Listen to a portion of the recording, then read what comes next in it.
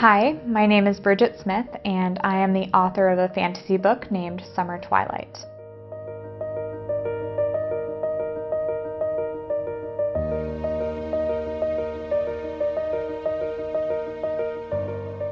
The biggest theme that Summer Twilight looks at is the idea of defining what a difference is. In real life, we put labels on each other all the time. In watching this video and looking at me, you're labeling me. We're all taught that stereotypes don't mean anything, but we persist and use them anyway, and we are all familiar with the stereotypes that apply to ourselves. In Summer Twilight, the advantage of a fantasy setting is that it allows me to explore a lot of these titles, these labels that characters have, that we all have too, in a way that's a little bit more removed and a little bit less personal than it would be as if we were talking about it right here, you and I.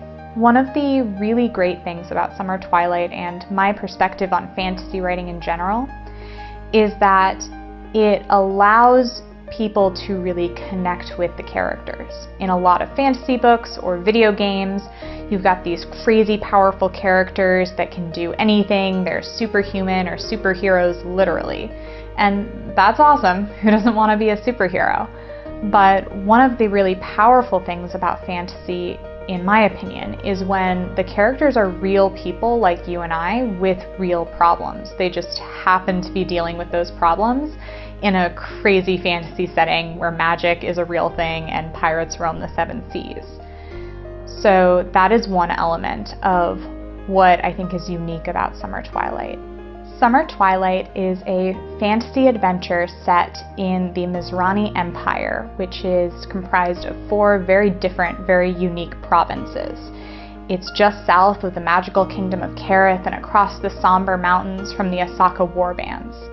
Nestled beside the Viridian Sea, Rosemore, where our story happens, is a bustling trading center and full of vibrant, bountiful forests and woodlands with lots of farmers, lots of merchants, and a little bit of court intrigue while we're there. Our story follows Alex and Katie, who are 2 childhood friends who were separated towards the end of their teenage years.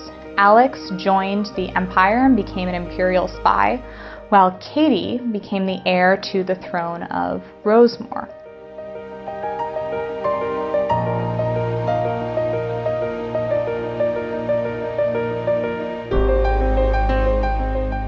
Fiction is different from nonfiction because a lot of the time people have a harder time directly mapping fiction books and fiction narratives onto their own lives. When you read a nonfiction book, often it's easier to look at that book and figure out exactly what you're supposed to pull from it. If you read a fiction book about the history of World War II, you're improving your knowledge of World War II and world history, right? If you read a self-help book, you are learning more about how to improve your life through that particular area or lens. In fantasy and in fiction, however, there is a lot of power to learn more about yourself and how you view and face problems. Because in fantasy, the world is so unfamiliar, so we focus on the characters.